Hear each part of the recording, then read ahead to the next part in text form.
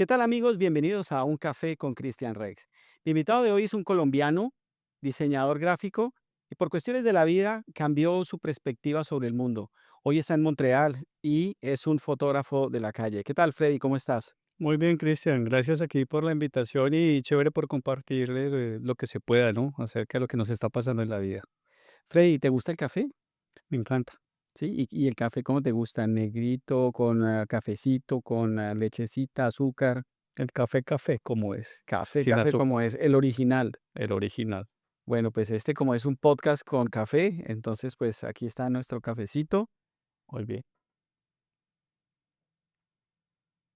Bueno, Sí. Freddy, cuéntame, ¿qué es ser fotógrafo callejero o street photographer? Ser street photographer en realidad es el hecho de de ser fotógrafo, documentar lo que está sucediendo en la calle, es estar en la calle. Todas aquellas cosas que suceden en la calle, en el cotidiano de la gente. Entonces, un street photographer es esta persona que documenta lo que suceda, lo bueno, lo malo, lo feo, de lo que está sucediendo en la calle, el diario vivir. Así lo veo. Tú eres colombiano, Freddy, viviste en Colombia, estudiaste en Colombia. ¿Qué le pasa? ¿Cómo decide venirse un día para Canadá?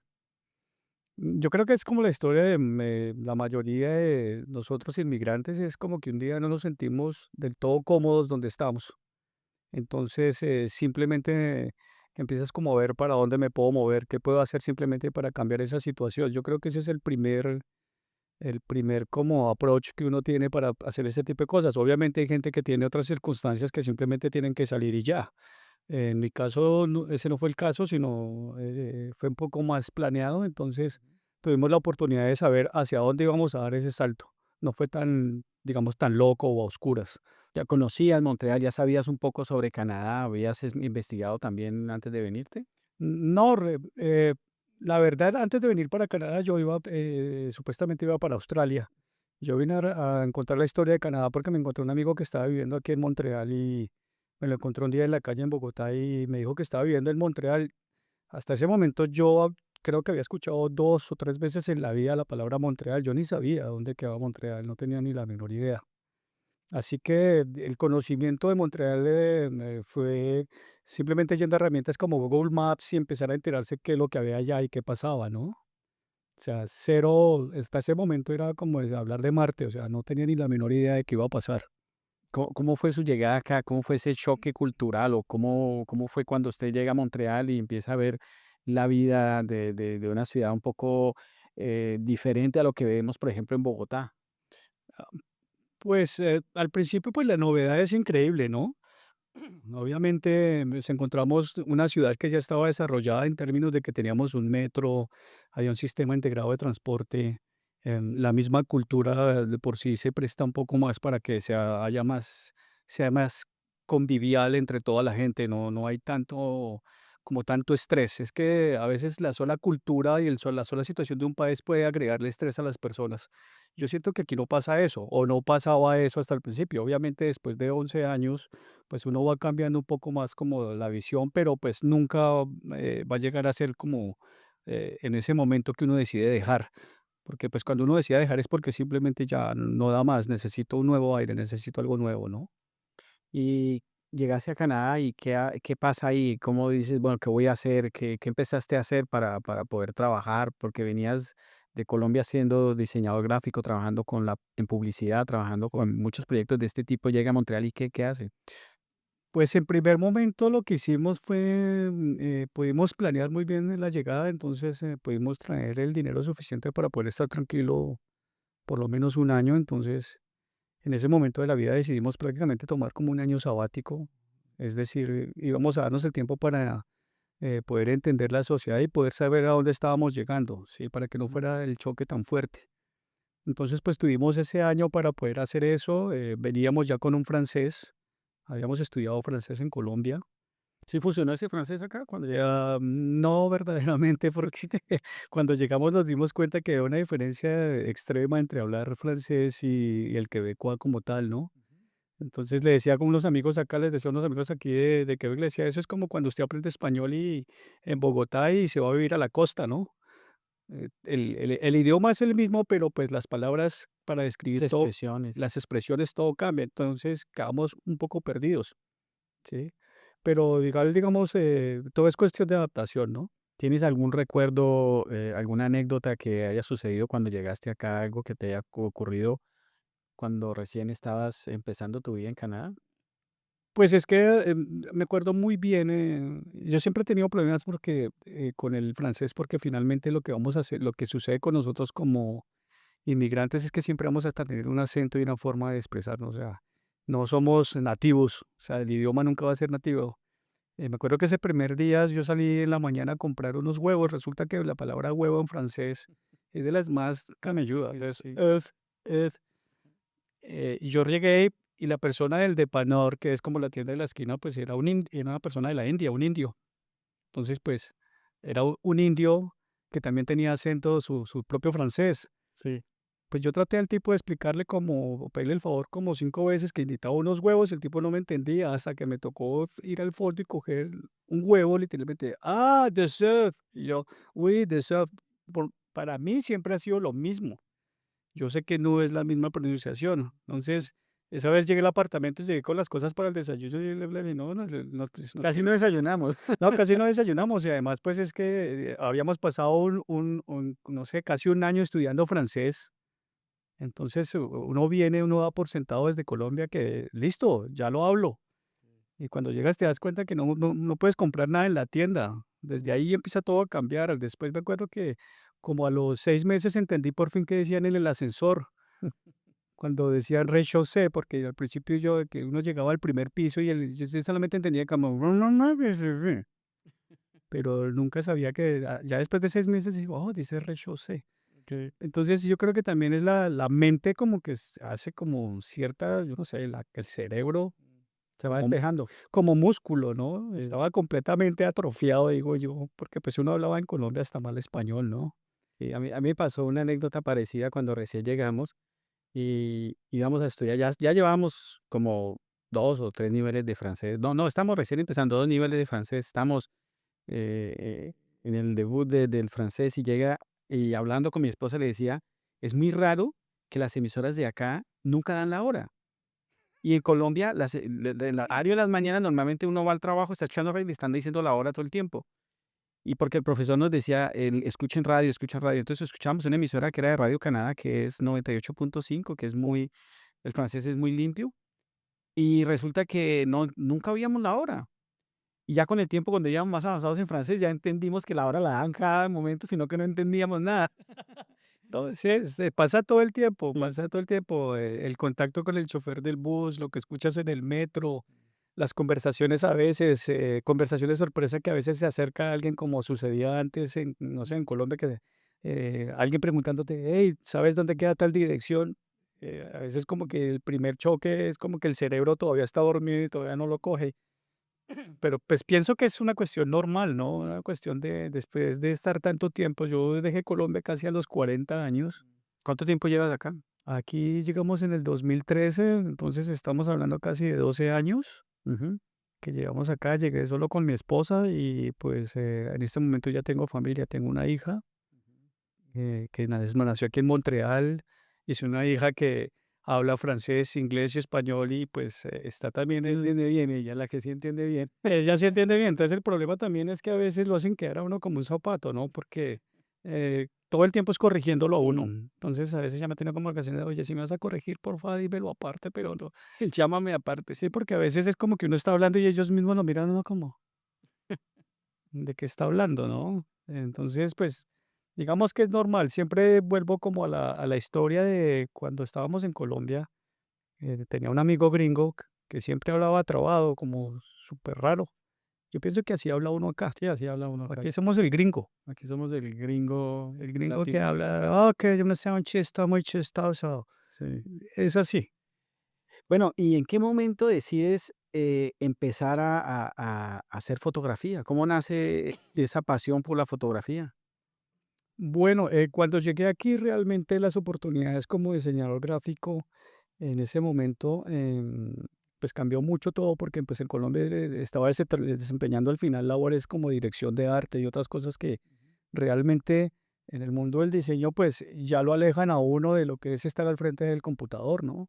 Entonces, Ujú, cuando llegué aquí fue como retomar otra vez el trabajo, el software y ese tipo de cosas que ya no hacía. Entonces, bueno, estuvo divertido por un tiempo, pero después dije, no, pero pues ya llevo haciendo eso como 20 años, me gustaría cambiar, pero quería buscar, o sea, en la búsqueda pasé por astronauta, pasé por todo. Yo creo que eso le pasa a todo el mundo cuando llega, todo el mundo piensa en todo, o sea, ujú, y uno quiere hacer de todo, pero al final es también como sentarse que está más cerca de uno para poderlo lograr. Entonces decidí ir a la fotografía porque pues sentí que era como el approach más cercano para poderme desempeñar en lo visual. Entonces digamos que en eso fue, digamos que fui muy afortunado porque pues lo pude escoger bien, pero por mí. Muchas veces siento que cuando uno está emigrando, uno a veces no se hace esa pregunta de qué es lo que yo quiero. ujú, No no qué es lo que me va a dar plata o qué es lo que, no, es qué es lo que yo quiero. Yo creo que la plata después viene. Si estás haciendo algo que simplemente te gusta, pues simplemente no estás trabajando, sino ujú, estás, es como todo el tiempo estás disfrutando, te estás divirtiendo. Entonces al final el dinero termina llegando, ¿no? Pero creo que esa fue la elección y pues sí era lo más cercano que podría ser, ¿no? En ese ujú. momento.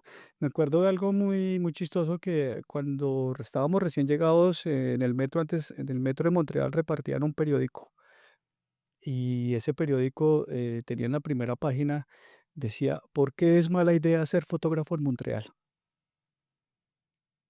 Y pues después empecé a leer el artículo y pues resulta que es que Montreal es una de las ciudades per cápita que tiene más fotógrafos en el mundo. Mm, Entonces, supuestamente desde ahí era una muy mala idea. mm. Pero después haciéndolo, pues me di cuenta que sí, se puede hacer y pues depende también el estilo y el empeño que le metas, pues pueden pasar cosas interesantes, ¿no? ¿Y se puede vivir de la fotografía aquí en Montreal? Se puede vivir, pero toma tiempo. Entonces, a veces, em, no lo sé, yo pienso que la mayoría de las carreras, por ejemplo, estas carreras como fotografía, ese tipo de cosas, tiene que tener uno como un buen backup para continuar en el camino, porque es que no es que tú seas fotógrafo y mañana entonces tengo el superpuesto, Ujú. porque pues así no funciona. Realmente si uno ve fotografía es uno de los trabajos no peor pagados, pero pues es muy normal, o sea, uno podría estar ganando como fotógrafo 20 $25 la hora, tampoco es que sea gran cosa. Eso me pregunto, en un medio tan competitivo como ese, en un medio donde hay tantos fotógrafos, donde todo el mundo hoy en día puede tener una cámara y que las cámaras son accesibles para cualquiera, Un celular. se puede sobresalir, ser un fotógrafo profesional, conocido? Sí, sí se puede, pero depende también de tu estilo. Yo creo que mucho depende del estilo que uno tenga y de lo que uno quiera mostrar, ¿no? Porque, pues, claro, yo venía de Colombia, yo venía de pues, hispanoamericano, venía con una idea diferente acerca de lo que es el approach de la gente, o sea, cómo fotografiar a la gente. Aquí la gente toma mucho distancia, Ujú, precisamente porque, pues, en Colombia no tenemos espacio personal, en Colombia todo es arrumado, todo es la pelotera y todo esto el mundo es encima, y eso es muy colombiano. Aquí no, aquí por más que la situación, por ejemplo, el metro, por más lleno que esté, la gente ni se toca. ujú, Entonces se respeta mucho ese espacio. Entonces, mi fotografía al principio, al inicio fue pues fue un approach más directo, fue como ujú. irme encima del sujeto y eso fue algo que la gente empezó como, wow, se ve diferente, ¿no? No es no era la fotografía como paisajística ya del fondo, sino era más sobre la gente. Bueno, nosotros nos conocemos hace muchos años ya, Freddy, y hemos podido salir a hacer proyectos juntos. Sí. Y en algunos momentos te he visto tomando fotos a extraños y curiosamente me llamó la atención una vez que estábamos en un parque, en aquella montaña al frente de un lago muy hermoso, No, sí, sí, y sí. nos llegaron unos extranjeros, que eran En americanos, americanos. y tú les tomaste fotos, pero fue algo muy cool, muy bacano que llegaron y dijeron: "Okey, dame las fotos". ¿Cómo Sí. pasa eso? ¿Te pasa muy seguido? Es que es más orgánico lo que te digo, funciona más porque nosotros tenemos ese sentido de podernos acercar. Nosotros tenemos la cercanía, el simple hecho de que como colombianos, o me pasa con mis amigos que cuando nos saludamos nos abrazamos, eso fue algo que al principio yo me di cuenta que uno simplemente se ponen como palos, como tiesos, porque no entienden ese lenguaje corporal, no existe. Y eso yo creo que eso lo da el Tocamos mucho, Caribe y nosotros tocamos mucho. nosotros somos muy, sí, agarramos mucho. Aquí no. Entonces, cuando pasan ese tipo de cosas, simplemente yo siento que hay un momento en el que yo puedo llegar hasta el espacio de las personas sin que se sientan agredidas. Porque es que me ha pasado también, aquí en Montreal me pasa muchas veces que simplemente hay gente que no quieren y simplemente te van parando de una y usted me tomó una foto, quítela, no la quiero, siempre pidiendo disculpas, no se preocupe, tan, la borro, chao. ¿Nunca has tenido problema con nadie? Sí, hay gente, pues hay gente, han pasado cosas, pero pues nunca cosas así de graves, ¿no? Hay gente que se simplemente como que pierde los papeles y se quieren ir a veces hasta los golpes y pues ya para que peleen se necesitan dos. Ujú. Y eso yo también lo aprendí mucho aquí en Canadá. En Colombia uno andaba siempre con los guantes. No se quería romper la jeta con todo el mundo, porque si no se la rompían a uno. Entonces aquí cuando apenas llegamos, pues se sentimos un poco que no era así, sino siempre había como, aquí la gente a veces prefiere más la parte de conversar todo y como dicen mucho que le echan agua al vino, ¿no? Echarle agua al vino es como, todo bien, dejamos el espacio y no pasa nada. Que es bueno, pero a veces también es malo, ¿no? Freddy, te has convertido en un fotógrafo que le gusta fotografiar mucho la ciudad de Montreal. Tienes fotografías de Montreal, te has convertido en eso. ¿Qué es lo mejor de la de fotografiar esta ciudad?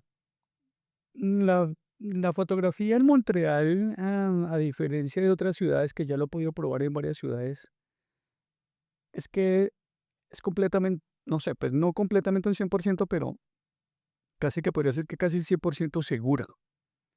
Entonces no tengo que estar pendiente del equipo y lo que llevo encima porque, no sé, me siento tranquilo.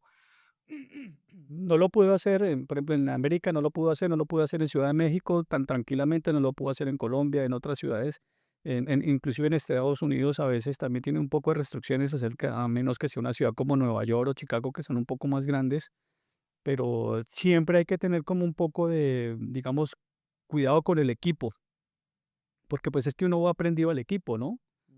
O sea, uno está robando un momento de la vida de alguien y de pronto ese alguien simplemente no quiere y digamos los argumentos no, a veces no son los mejores, ¿no? Sino simplemente quieren un problema. Entonces a uno le toca tener mucho cuidado con eso. Aquí Montreal me ha pasado es que yo ando como, es como mi playground. No importa, puedo estar entre una tormenta, -22 en la mitad de la tormenta, tomándole fotos a la gente en la calle. Puedo estar en verano en un festival. Lo único que sé que tener mucho cuidado es con los niños, por ejemplo. O sea, a veces trato en lo posible que si hay espacios con niños, no. Porque eso sí es algo aquí que eso es tocar algo muy delicado. Entonces, Ujú. si hay niños, evito. O si son niños, por ejemplo, que uno, por ejemplo, puede ver, hablar con los papás y pedirles el favor. Si los papás dicen no, es no. Sí, entonces digamos que es más como que la tranquilidad y pues todo es muy bonito, ¿no? Eso también te iba a preguntar, es que cuando tú estás preparando un shooting, es que dices, bueno, hoy voy a salir a tomar fotos de tal, o simplemente es algo que sale natural, andas con tu cámara todo el tiempo, con tu maletín y la cámara y lo que va saliendo, o es planificado. Mm, Dependiendo porque pues si es un assignment, por ejemplo, que el assignment simplemente es, tengo como un objetivo básico, no es que estás en el festival de jazz y tienes que hacer fotografías en general del festival de jazz, pues normalmente me voy con todos los aparatos, con el dron, con las cámaras, con todo, ¿sí? Porque pues necesito tener todas las ópticas necesarias, si necesito un tele, si necesito un gran angular, si necesito tomar una foto aérea del dron. Entonces, pues que tener todas las herramientas, pues también está bueno, ¿no? En ese momento. Pero hay como otro aspecto que simplemente es el que hago casi 2, 3 veces a la semana, que simplemente un día escojo una lente, escojo una óptica y me voy con esa óptica simplemente como deambulando por la ciudad. A veces tengo un contador de kilómetros y a veces pueden ser perfectamente 10, 14 kilómetros caminando. Simplemente dejándose llevar por el ritmo que lo lleve uno en la ciudad, ¿no? A veces cogiendo una bicicleta, me voy por ejemplo, de un lugar a otro, me voy en bicicleta, después camino otro rato, después cojo otra vez bicicleta, termino a veces dándole toda la... Montreal no es una ciudad muy grande, ¿no? En todo caso, el downtown de Montreal es un lugar que uno puede recorrer fácilmente como, es casi como recorrer prácticamente, si yo pienso en Bogotá, puede ser como recorrer el centro y Chapinero, sin llegar a las 72, o sea, es como, es como esas 50 cuadras. Ahí está todo, porque pues somos una isla y entonces pues ahí está el río, no hay más para dónde moverse. Sí, sí. ¿Cuál es el objetivo, el lente que tú dices es mi favorito para fotografiar? El 1424. Con el 14-24 te sientes bien. 1424 porque me gusta también la arquitectura. Ujú. Entonces también, digamos que uno de los fuertes de mi fotografía es ese, es como meter el sujeto en contexto con lo que sucede a su alrededor, bien sea un metro, bien sea los edificios que están alrededor, si es un festival que se vea el escenario, que se vea como, digamos que es la óptica que tiene uno normalmente. Me gusta mucho el wide angle es porque es como casi todo lo que puedes ver, sí, es como tu vista normal incluyendo el cielo, la tierra. Entonces, me gusta mucho ese lente. A veces, por ejemplo, el tele me gusta mucho, lo aprendí a usar mucho en tiempos de pandemia porque no nos podíamos acercar. Entonces, se convirtió en un elemento muy válido porque podía disparar a una distancia de 10, 20 metros sin No acercarme ves a la nada. gente y sin ser notado también, ¿no? Bueno, un fotógrafo de calle, ¿de qué vive? ¿Quiénes son sus clientes? Pues es que en la fotografía de calle, primero, existen unos clientes que es la gente que le gusta la fotografía per se. Ujú. Entonces, hay gente que, digamos, compra esas fotografías, las impresiones de su fotografía simplemente para tener una fotografía en su casa. Existen otros que son, por ejemplo, la gente que, por ejemplo, las oficinas de turismo, la oficina de turismo de Montreal.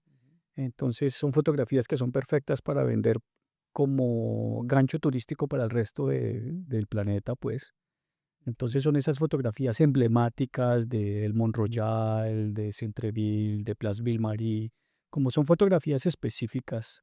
Entonces se convierten en buenos clientes y encontré un buen nicho ahí porque pues es un nicho muy bien pago. Y no hay muchos fotógrafos como tú, ¿verdad? Realmente hay muchos fotógrafos como hacíamos en Montreal, pero como decir, el catálogo de fotógrafos que maneja una compañía como Turismo Montreal o como Centreville o como los amigos del Mont Royal, los amigos de la montaña, siempre somos los mismos. Entonces podríamos decir que puede haber alrededor de unos 20 fotógrafos, por decir un número. Siempre nos encontramos en los mismos eventos, en los mismos sitios. Si es un festival de jazz, si es un festival de circo, si es un Fórmula 1, entonces siempre son los mismos fotógrafos. Ujú. La ventaja o la buena cosa fue haber alcanzado o entrar ahí, ¿no? Ujú. Y mantenerse ahí. Porque de resto se pone muy difícil, de resto es muy, pues no es imposible, pero sí es más complicado.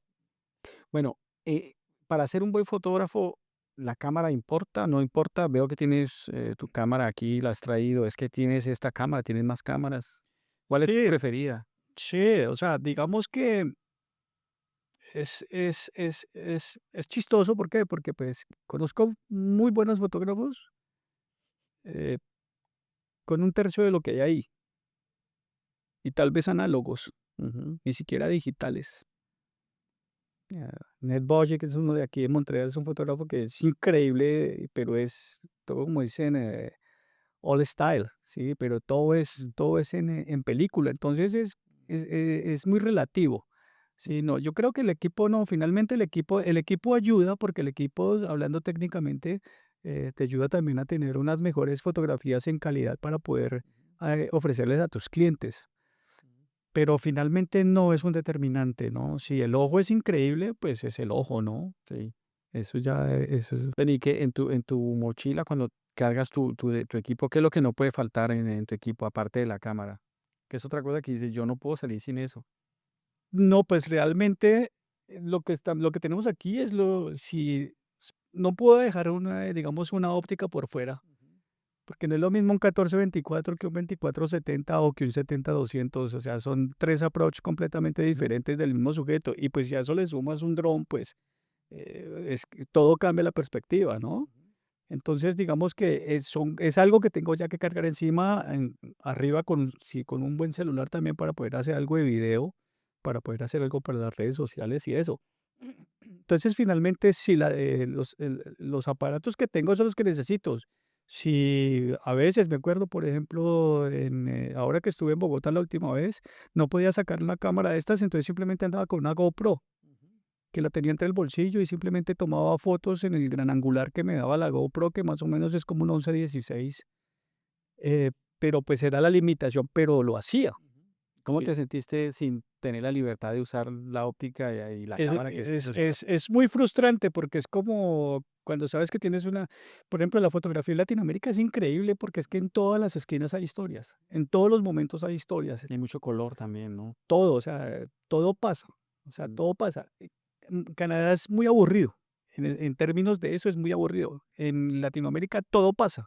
O sea, en la esquina el que vende tacos o en la otra esquina la señora que vende empanadas, el taller de carros, el perro del taller, todas esas cosas que no suceden aquí en Canadá, allá son increíbles. Pero entonces la limitante es que pues en cualquier momento pues uno puede pues tener problemas, ¿no?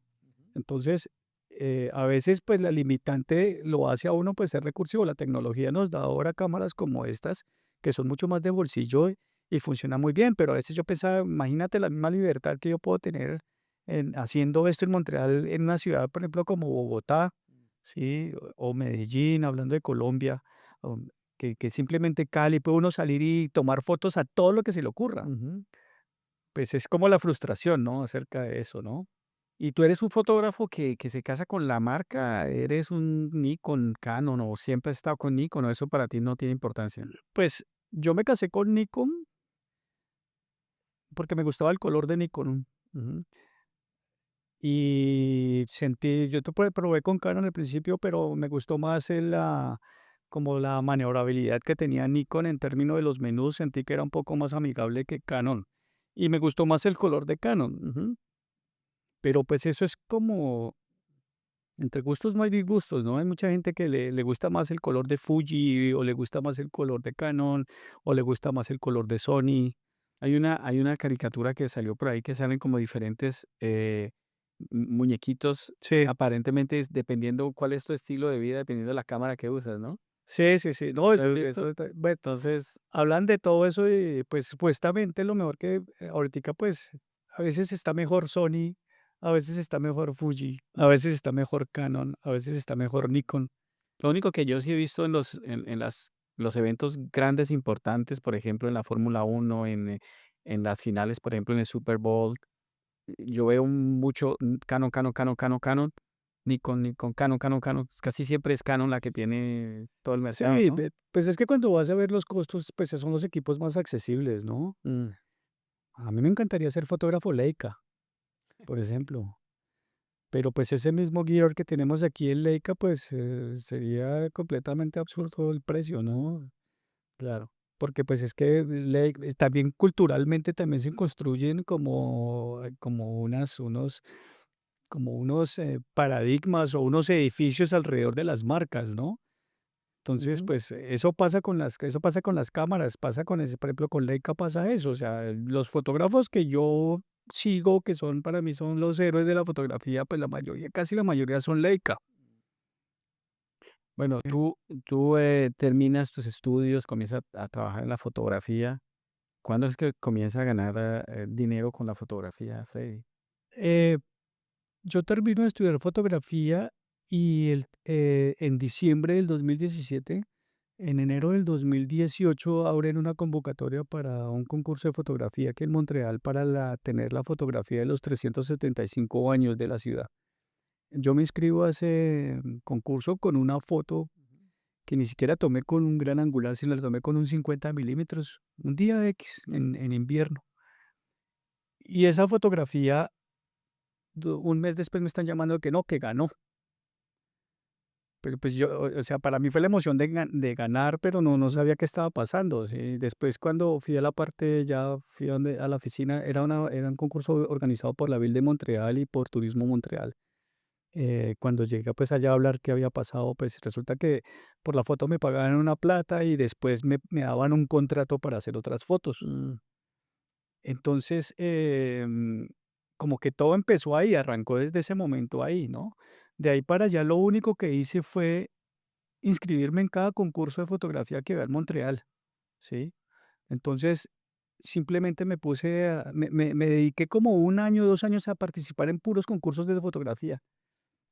Tuve la buena fortuna que, pues, gané más de uno o siempre terminaba en las finales. Entonces, ahí fue donde empecé a dar cuenta que habían unos fotógrafos que siempre estaban ahí, siempre, siempre estaban ahí. Ninguno tenía idea que yo era colombiano. Ellos pensaban que yo era canadiense porque, pues, en mi identificación de Instagram yo ponía Freddy Okey, sí, con doble D Y. Ellos pensaban que de pronto era Fred, que yo podría ser de pronto, no sé, canadiense, de pronto Ontario, de otro lado. sí. Cuando les decía que era colombiano, decían: "No, ¿cómo así?". Decía: "Pues sí". Y ahí empezó, pues, como a moverse. Es como una bola de nieve, ¿no? Ujú. Empieza a moverse así. Y hablemos también, tuviste la oportunidad de ser, fotógrafo oficial en la Fórmula 1. La verdad, pues, es un evento, bastante interesante y que ocurre en Canadá, en la ciudad de Montreal cada año. Sí. La verdad, pues, lo hemos hablado muchas veces, ¿no? Es mucha envidia que me da el hecho de que estés ahí, que estés cerca a los carros, a los equipos, todo eso. ¿Cómo se convirtió Freddy en fotógrafo oficial de la Fórmula 1? Precisamente al decir que había entrado en ese círculo, em, tengo un compañero fotógrafo de aquí de Montreal que se llama Jean-François Savaria. Jean-François en ese momento, él cubría él cubría la marca Heineken. Ujú. Heineken, el patrocinador oficial de la Fórmula 1 aquí en Montreal. Pero él quería trabajar con la marca de las llantas, Pirelli. Pirelli, sí, Pirelli. Entonces lo llamaron de Pirelli. Mm. Entonces él ya hizo el contrato con Pirelli, después los llamaron de Heineken y entonces Heineken pues ya no podía. Entonces él me llama: "Hey, ¿te gustaría trabajar en Fórmula 1? Ta, ta". Yo de una le dije sí. En ese momento yo tenía solamente una cámara y un lente. Entonces me dijo: lo único que tienes que hacer es levantarte el resto del gear porque ellos te van a pedir hacer un checklist del gear que se necesita para eso". Entonces le dije: "No, mano, no importa, yo voy". Entonces, yo creo que pasa como muchas veces que uno no simplemente usted diga sí, Sí, porque pues eso es como es un juego, es una apuesta, ¿no? Si la embarró y pues ya sabe que pues hasta ahí llegó. Pero si coronó, así sea retaseado o por pedazos, pero coronó, pues ya sabe que tiene experiencia para el próximo, ¿no? claro. Entonces así fue, yo me fui de una tan, yo no sé de dónde me levanté todo. Llegué allá, yo no tenía ni idea cómo funcionaba. Entonces, en medio de todo, pues también estaba como mi alegría personal adentro de estar ahí, porque pues la época de Montoya, o sea, yo me acuerdo que eso para mí fue lo máximo.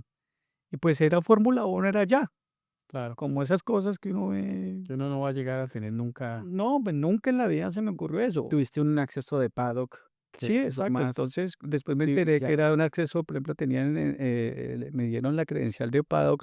Después, en ese momento, me enteré que, por ejemplo, entrar al paddock costaba más o menos casi como $6.000 por $6.000, persona. 15.000 vale donde estabas tú, esa Exacto. 15. Entonces, y tenía acceso a todo. O sea, yo desayunaba con los pilotos, almorzábamos, comíamos, estábamos abajo en los talleres, en los pits.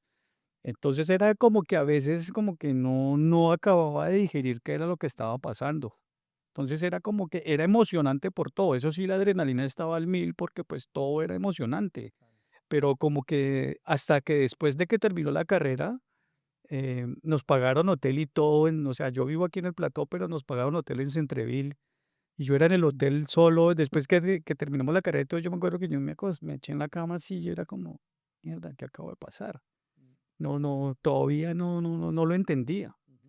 Pero, pues sí, son sorpresas bonitas, ¿no? Sorpresas que Mm. pasan pues, son muy bien recibidas porque, pues, que le dejen decía una vez Cantinflas: "A uno no pide que le den, pero que sí lo pongan donde uno pueda agarrar", ¿no? Entonces, digamos que eso es lo bueno de que sucedan ese tipo de cosas, ¿no? Aparte de la Fórmula 1, que es un evento bastante, bastante importante, ¿qué otro evento te gustaría cubrir? Pues aquí en Montreal, pues, he podido cubrir, se ha podido cubrir Fórmula 1, tenis, se ha podido, festival de jazz, festival de circo. Eh, yo creo que al final, eh, como los eventos como tales, pues creo que ya, Mm, los eventos ya están, ¿sí? Más allá de eso es como las nuevas fronteras que me puede brindar la fotografía, mm, eh, para, digamos, hacer más accesible, por ejemplo, un estilo de vida, por ejemplo, buscar documental, fotografía documental, empezar a investigar otro tipo de cosas, que yo creo que hacia allá va. Precisamente ahora también estoy entrando mucho también en, el mundo del video, también por necesito ponerle movimiento a esas historias. Entonces, yo creo que es como el camino normal que lleva a toda esta cuestión de la imagen, ¿no? Nos va llevando ahí. Entonces, el futuro, lo que pueda pasar de aquí en adelante, pues todo está abierto, todo está por escribir, ¿no? mm. De todos los premios y todo lo que has ganado hasta ahora, ¿qué es lo que más te ha dado satisfacción? Digamos que digas, esto fue lo que definitivamente agradezco haber comenzado a trabajar en la fotografía porque esto me marcó mi vida. Yo creo que cada premio tiene su propio, como su propio ¿Mérito? su propia alma, ¿no? No importa si sea el tercer puesto en el almacén, el que tiene, por ejemplo, Goslan o cualquiera de estos de fotografía, es perfecto, Ujú. porque pues es que cuando te vas a dar cuenta, no, es que recibimos 3.000 fotografías. Entonces, saber que de 3.000 fotografías tú estás entre las tres mejores, pues eso es bueno. Claro, además porque los fotógrafos de Montreal son muy buenos también. Exacto, y uno cuando ve, uno dice: "No, pues, o sea, yo me acuerdo más de una vez, iba a verle como las exposiciones de fotografía y uno empezó a ver unas vainas que uno decía: "Muy buenos fotógrafos", pero entonces también tiene mucho que ver cómo, con qué foto participas, porque, pues, es que a veces es más eso, es más como hacer la curaduría exacta de la fotografía que necesito para ese momento, para ese Ujú. concurso. Entonces, a veces es eso, es porque fotógrafos hay buenos por todos lados, pero es escoger, si el tema es Noche Azul Montreal, pues, hombre, hay que buscar la foto que tenga que ver con eso, ¿sí? Entonces, yo creo que cada una construye cualquier pequeña cosa, el verme, por ejemplo, tú entras aquí al aeropuerto de Montreal, hay fotos mías en el aeropuerto de Montreal, hay fotografías en los centros comerciales, en el Palais de Congrés también tengo fotografías. Entonces, a veces como que voy caminando por Montreal y me encuentro fotos mías y es como, o sea, se siente bien, Sí. ¿sí? Porque pues también cuando empecé a hacer fotografía también lo entendí como que era la manera de conocer la ciudad, Mm. porque me permitía eso, me permitía andar por la ciudad. Yo recuerdo una vez que nos vimos hace muchos años, cuando recién nos conocimos, que estabas hablando, que estabas trabajando y me decías, yo salgo a disparar como loco y decías algo, decías, cuando uno sale a Montreal y permite ver arriba, abajo, por todo lado, le permite descubrir una Montreal que no ve uno normalmente cuando va caminando en la calle y vas con la mirada al horizonte, pero tú decías, el subir la cabeza, bajar, mirar los andenes, mirar los pisos, Sí, da una perspectiva totalmente diferente a una ciudad es el aprender a nueva. mirar. Es que, ¿qué pasaba, por ejemplo, en Colombia? Y de pronto le pasa a mucha gente acá. A veces tú conoces la ciudad, pero en carro, Mm, ¿sí? Entonces tú pasas por ahí, sabes dónde queda el lugar, pero no conoces el lugar. mm, Y lo que te brinda la ciudad es eso, es poder ir, por ejemplo, a una Montreal subterránea, recorrer todos los espacios de arte que hay, después pasar a unos edificios que están también llenos de cualquier cantidad de cosas que la gente no tiene ni idea, entrar a museos, o sea, como darle como orgánicamente un recorrido a la ciudad. Eso es lo que hace la ciudad que la gente sienta que la ciudad es de ellos, ¿sí? Cuando tú solamente lo recorres en carro, pues, te pierdes el 80% de lo que está pasando allá adentro, ¿sí? Eso me pasaba, por ejemplo, mucho cuando estaba en Colombia, cuando vivía en Colombia. Me acuerdo pequeño cuando uno iba con el papá. Recuerdo que mi papá lo llevaba a uno al centro a hacer una diligencia y lo llevaba a uno al centro y para mí el centro era increíble porque, pues, era completamente diferente al barrio donde uno vivía, ¿no? Ya el bullicio, los negocios, la gente, cómo se mueve. Me acuerdo que me llamaba mucho la atención ir a San Victorino, por ejemplo, como sentir esa energía de todo eso que pasaba ahí encima, o San Andresito. mm, Eran vainas. Aquí no hay ese tipo de cosas, sí. ¿sí? Pero entonces, el haber vivido eso, nos da como las herramientas de niños, ahora grandes como, listo, ahí es que moverse, caminar. Montreal es una ciudad completamente caminable, no necesitas tener carro, te puedes mover en metro, te puedes poner en bicicleta, a pie. Muchas veces yo ni siquiera desde mi casa simplemente salgo a pie y vuelvo a pie, después de haber caminado 14 kilómetros, resulto otra vez en la casa a pie. Entonces eso es plana, es una ciudad casi plana, entonces No se no, cansa uno mucho. no, pues sí se cansa uno, pero estamos al nivel del mar. Sí. Freddy, durante todo el podcast hemos ido poniendo fotografías tuyas y me imagino que has tomado miles de fotografías, pero ¿tienes una fotografía que digas, esta fotografía es mi trofeo, es como hasta ahora lo que mejor he hecho como La producto? primera foto, sí, exacto. La primera fotografía de la que te hablaba, la de este concurso, la de esta fotografía de en el Parc La Fontaine, un tipo con su chándal de los Habs, con sus patines. Esa fotografía para mí es muy importante porque, pues, fue la que me introdujo dentro de ese mundo. Ujú, De ahí en adelante hay un montón de fotografías que se han convertido en fotos icónicas de la ciudad, dicho por otros fotógrafos y, pues, por gente que lo sigue a uno, ¿no? Precisamente te dicen: "No, es que esa foto es increíble". Y tú empiezas a ver que una foto es increíble porque empiezan a copiártela. ujú, Entonces, en términos fotográficos, a veces es muy fácil copiar una foto porque si conoces de lentes, más allá de que sea la cámara, si conoces solamente las ópticas, ya sabes que me paro en tal lado y con tal lente puedo tener la misma foto. Entonces, el encuadre es casi el mismo. o sea que tú vas caminando y vas pensando en tu cabeza cómo saldría una foto aquí, ¿miras con ese objetivo? A veces lo que hago simplemente es, yo creo que eso me lo dio el diseño gráfico. El diseño gráfico me dio la habilidad de diagramar. Entonces, todo en mi cabeza el concepto es diagramar. Mm, Y eso también es la fotografía. La fotografía se acerca también de balance. Entonces, muchas veces lo que hago simplemente es llegar al lugar, encontrar el encuadre y esperar que algo pase. Era muy lo que hacía Cartier-Bresson por allá en los años 30. Hacía lo mismo. Cartier-Bresson obviamente se iba con una botella de vino y con unos quesos y se sentaba a ver qué pasaba. Y aquí hace uno prácticamente la misma historia, es sentarse y simplemente es que esperar a ver qué sucede, que haya un sujeto interesante, ¿no? Muchas veces simplemente el sujeto interesante te lo encuentras en la mitad de la calle y es ya o ya, porque ya eso pasa y no vuelve a suceder, ¿no? ¿qué ciudad te gustaría fotografiar? Me gustaría mucho fotografiar, em, no sé, tal vez irme para el otro lado, hacia Asia. Me gustaría mucho estar por el lado de Japón, me gustaría mucho Tokio, me gustaría mucho ciudades como la India, países como la India, ciudades de la India sería increíble también. No sé, siento que a veces entre más gente, culturalmente son más ricos, ¿no? Eso me pasó, por ejemplo, con México.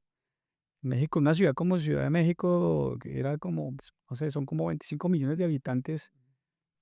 Lo puedes sentir en las calles, puedes sentir el hervor de la cultura, son culturas milenarias, ¿sí? Si uno se pone a darse cuenta, pues obviamente todas esas culturas que son milenarias, pues tienen mucho más que mostrar, ¿no?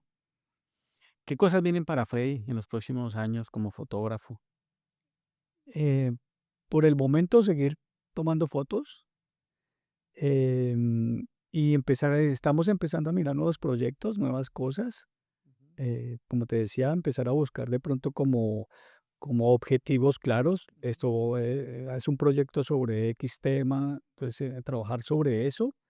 Pero por el momento simplemente seguir haciendo esto porque pues siento que es lo que me tiene vivo y lo que me mueve, ¿no? Ujú. Lo importante es eso, lo importante es que se sienta uno que está haciendo algo pues agradable para uno mismo, ¿no? Me estoy consintiendo yo mismo, entonces pues seguirlo haciendo no tendría por qué no hacerlo.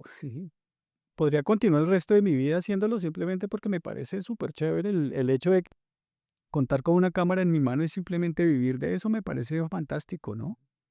Ahora hablemos un poco de algo que sucedió en tu vida, que fue la pérdida del oído. ¿Es que eso ha influido en algo para que el haber perdido la audición de una manera drástica y tan temprana te ha hecho ver la vida de otra forma, concentrarte más sobre los sujetos, sobre las fotos, sobre qué tomar? en el diario vivir cuando sale y dices: "Okey, no oigo el ruido, me concentro sobre algún sujeto especial"? Es que Sí, se ha convertido, primero que todo, pues fue un desafío porque pues no esperaba que eso sucediera en mi vida. Pues yo ujú, creo que nadie espera un día levantarse y simplemente no oír más. Yo creo que eso puede ser algo que puede ser muy chocante porque hasta ese momento se da uno cuenta de una herramienta tan valiosa como la es el oído. El oído es una vaina súper compleja, súper compleja. Ahora que, como le digo a mi hija, soy medio cyborg, entonces escucho electrónicamente, pues me doy cuenta de eso, ¿no? mm, Pero precisamente por eso la fotografía se ha convertido como en un buen refugio para ello, porque la fotografía es muy, es como algo que necesita que la interiorices. ¿Sí? Entonces se convierte como en es como algo muy íntimo que simplemente comparto con lo que tengo en mi cabeza. Muchas veces, dependiendo también la emoción, pues depende también qué es lo que, a qué le voy a tomar fotos o ujú, cómo estoy tomando esa foto. Entonces, estos últimos ya cinco, no sé, 5 o 7 años que llevo ya con esta vaina, se ha convertido en eso. Yo le decía a Gloria, yo me puedo quedar completamente sordo a mi esposo, le decía, yo me puedo quedar completamente sordo. Desde que no me quede ciego, todo bien. Inclusive el otro día vi por ahí un fotógrafo ciego, que es increíble, lo pueden buscar eso. Entonces, digamos que la fotografía llegó en el momento que era. mm, Entonces, y la abrazo como eso, la abrazo como una oportunidad para seguirme ujú, expresando y poder mostrando lo que veo, ujú, simplemente porque es que lo que hago es compartir eso, ujú. como mi forma de ver las cosas. Para un inmigrante que está, llegando a Canadá o que lleva un tiempo y no sabe qué hacer, ¿qué consejo tú le podrías dar, por ejemplo, a alguien que no sabe qué hacer o quiere cambiar de carrera? ¿Qué consejo le podrías dar de acuerdo a tu experiencia? Yo creo que lo más importante es planificar. Muchas veces emprendemos muchos proyectos y es como eh, lo más importante es poderlo planificar. No somos muy buenos planificando como colombianos a veces, porque pues por eso es que estamos como estamos. Pero lo importante es poder planificar. Ah, listo, yo me voy a ir. Simplemente poder tener claro que en lo posible cuánto tiempo puedo estar sin entrar en angustia. Mm, Porque es que el problema es cuando entras en angustia. Cuando tú entras en angustia no piensas. Y ese es el juego en el que siempre hemos estado toda la vida como colombianos. Hemos estado tan ocupados que no tenemos tiempo de pensar. Entonces creo que el valor más importante en todo este asunto es poderse sentar y pensar, porque cuando piensas puedes tomar decisiones más claras. De ahí en adelante, pues si cambiaste el país, cambiaste la cultura, dejaste tu familia, dejaste todo, pues reinventarse. Y como hablábamos con alguien hace un rato, desaprender. Desaprender también es importante. Y es desaprender todo eso que aprendimos que convenía para una situación, en nuestro caso colombiana. ¿Por qué? Porque es que ahora necesito aprender cómo me veo o cómo me puedo introducir en una cultura como la canadiense. Independiente de que sea anglófona o francófona, es cómo hago para introducirme en esa sociedad. Entonces, muchas veces sigue uno pensando todavía lo que estaba pasando en Colombia y no se da cuenta que ya físicamente no está en ese espacio. Entonces es como pensar en eso y poder planear eso, que la vida puede ser completamente diferente, es completamente diferente. Nosotros, por ejemplo, como pareja, nosotros tomamos nuestra decisión también a nivel familiar. Nosotros, tenemos una hija y hacemos homeschooling. Yo nunca lo hubiera podido hacer en Colombia, nunca. O sea, llevo 10 años viviendo y viendo cómo crece mi hija. No es que yo llego a la oficina a las 5 de la tarde y es que los niños también se vuelven en oficinistas o se meten en una rutina que uno después, todos estamos huyendo de la rutina, pero entonces finalmente metemos a los chinos en la rutina. Entonces después estamos repitiendo lo mismo. ¿Cómo es la vida suya, Freddy, en familia? Allá en la casa, tú tienes tu esposa, tu hija. ¿Cómo es ese vivir? ¿Cómo se vive del trabajo, la fotografía, compartir, por ejemplo, el homeschool? Tu esposa trabaja, tú trabajas, pero la niña, ¿cómo es vivir así? Es precisamente, también fue una oportunidad interesante la fotografía. Mi esposa es coach y psicóloga. Entonces, encontramos una manera de balancear y era que vamos a trabajar muchas veces la gente está concentrada solamente, como te digo, en la plata. Cuando tú te concentras solo en la plata, te olvidas en qué pasa contigo. Entonces, es al revés. Es primero, ¿qué me ocupo de ello? Porque es que lo más caro que tenemos en la vida es el tiempo. El tiempo como tal no tiene valor. Muchas veces, por ejemplo, en Colombia simplemente los desplazamientos en un bus o lo que sea, pues pueden tomar horas. Y eso al final del día son 6 horas. En una semana pueden ser 40 horas. Simplemente uno sentado en un bus. Y eso no lo pagan. Aquí tiene uno la oportunidad de tener que la oportunidad de poder planificar ese tiempo. Si yo puedo planificar ese tiempo, pues todo termina siendo más eficiente. El caso con Nina fue que desde que Nina nació, nosotros decidimos, vamos a plantear este tipo de educación porque queremos cambiar el chip con el que nosotros fuimos criados.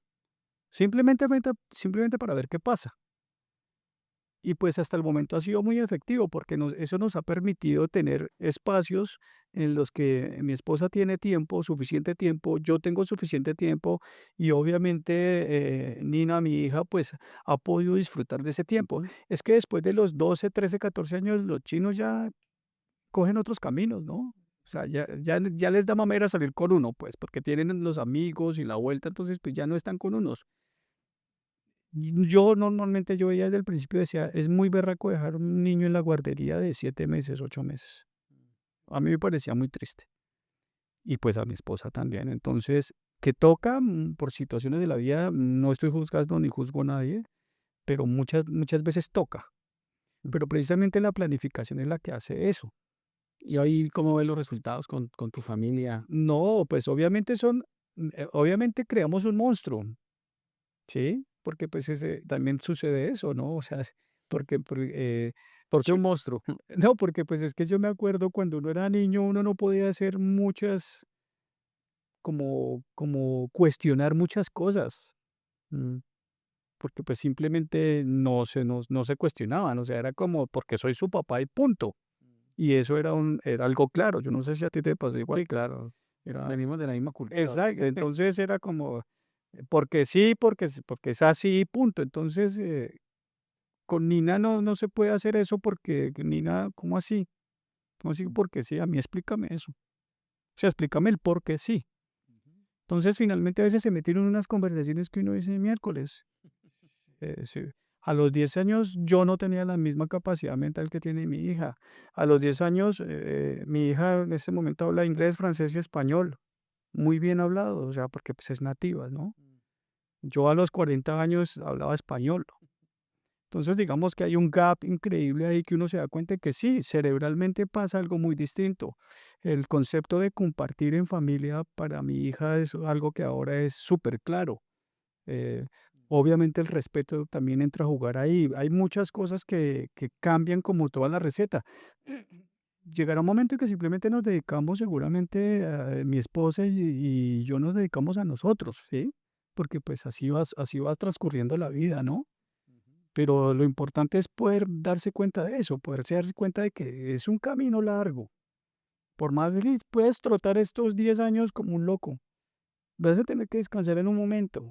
Entonces decidimos caminarlo, Mm. ¿sí? Entonces, pues digamos que son como diferentes decisiones. Al final, yo creo que una sociedad como esta nos da tiempo para eso, nos da tiempo para poder sentar, caminarlo y poderlo pensar. Bueno, Freddy, ha sido una conversación muy, muy agradable y pues gracias por haber compartido tu experiencia y compartir pues también un poco de tu vida personal. Todo con gusto, man. ¿Dónde puede la gente ver el trabajo de Freddy? ¿Dónde puede ver las fotos? ¿Dónde puede contactarlo si necesitan un servicio de Freddy? Eso pueden verlo directamente en Instagram. Aquí en Montreal me conocen como ARPixel, ARC Pixel, y pues ahí están todos los contactos, ¿no? Y pues nada, pues yo creo que esa es la idea. La idea es poder compartir y me parece increíble el espacio que estás abriendo también para compartir este tipo de cosas, pues también para echarnos una mano entre todos. A veces simplemente el hecho de poner este tipo de comunicaciones, de conversaciones también le puede dar una luz a más de uno, ¿no? Y ojalá que así sea. Y ese es el objetivo del podcast. La verdad, el podcast es para mostrar lo que la gente ha logrado a través de los años o los que acaban de llegar o llevan muchos años, tienen experiencia en algún campo y que cuenten también su experiencia de cómo han logrado salir adelante y cómo han logrado sobresalirse y sobre todo que sirva de una inspiración para todos los que llevan poco tiempo, muchos años, porque muchas veces uno dice, ah, quiero cambiar de carrera, quiero hacer otra cosa, pero me da miedo. Entonces, pues, con las historias que hemos escuchado en este podcast y las que vamos a escuchar, pues puede apoyarle a muchos más a que continúen adelante. Sí, porque pues el reto más grande fue saltar. Mm, Ya que estás en el aire, pues, ¿qué más da, no? ujú, Entonces, pues, es increíble que podamos, pues, aprovechar ese tiempo en el aire simplemente para poder saber cómo vamos a caer, ¿no? Entonces, está bien, me encanta. bueno, Rey, muchas gracias y Con gusto. espero que nos podamos sentar otra vez a tomarnos otro café en una próxima oportunidad. Seguro. Y a ustedes muchas gracias por haber estado aquí con nosotros acompañándonos en este podcast. Espero que nos veamos en el próximo video. Recuerden que estamos en YouTube. Vaya, denle like al video, compártanlo, suscríbase al canal. Y también quiero recordarles que este episodio está patrocinado por Informatic Bluetech.